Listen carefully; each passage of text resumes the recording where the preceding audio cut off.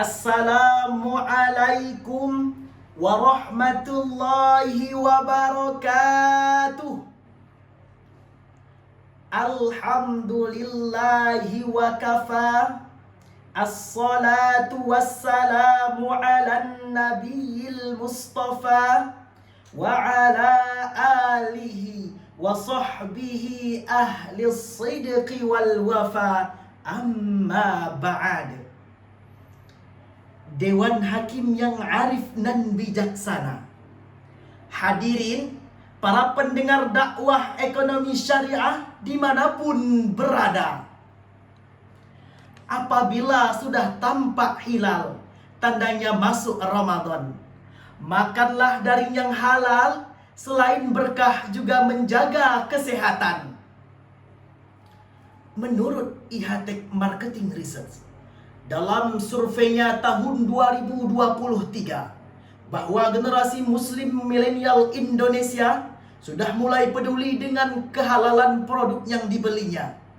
Sejalan dengan tren halal lifestyle atau gaya hidup halal yang kini tengah marak diadopsi dalam kehidupan umat Islam di Indonesia, terutama generasi muda, yang mana tren ini tidak hanya memperhatikan kehalalan dari segi makanan, namun juga dari segi pakaian, kosmetik, dan lainnya, sehingga menjadikan Indonesia peringkat keempat pada indikator ekonomi syariah dan peringkat kedua kategori halal food setelah Malaysia.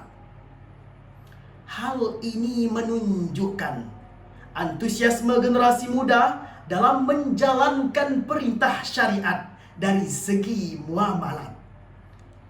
Namun fenomena yang terjadi saat ini, antusiasme generasi muda terhadap produk halal berbanding terbalik dengan perilaku yang dijalankan.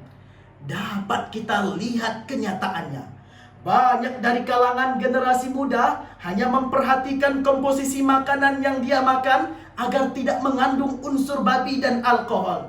Tetapi mereka tidak memperdulikan dari hasil apa mereka memperoleh makanan tersebut. Almarhum Tengku Zulkarnain, Wasekjen MUI Pusat tahun 2015-2020 pernah mengatakan, janganlah rakus dengan yang halal, jijiklah dengan yang haram, dan berhentilah dari yang makruh. Ungkapan ini mengisyaratkan kepada kita, seharusnya kita meninggalkan yang makruh agar terhindar dari yang haram. Jijik dengan segala yang berstatus haram, baik makanan maupun perbuatan, dan tidak berlebihan terhadap sesuatu walaupun itu halal.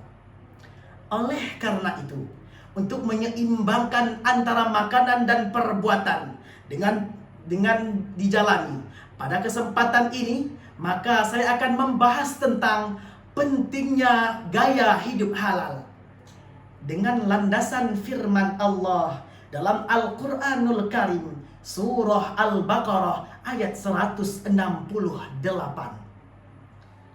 A'udzu billahi minasy syaithanir rajim. Bismillahirrahmanirrahim.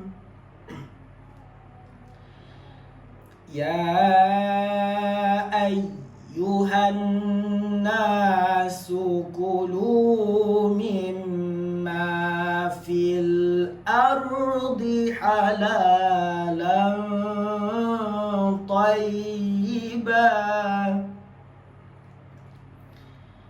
wa la tattabi'u khutuwatis syaitani innahu lakum aduwwum mubin.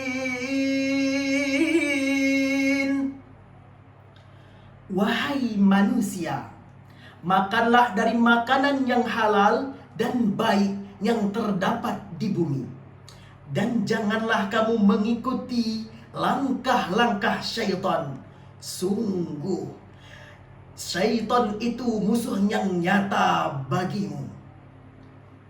Dewan Hakim yang mulia, hadirin para pendengar yang berbahagia, dalam tafsir Al-Misbah dijelaskan bahwa seruan kehalalan makanan pada ayat ini ditujukan kepada seluruh manusia, baik beriman maupun tidak. Namun demikian, tidak semua makanan dan minuman yang dihalal otomatis baik, dan tidak semua yang baik adalah halal, sesuai dengan kondisi masing-masing. Memperhatikan setiap yang akan kita makan itu sangat penting, terutama mengenai halal dan baiknya.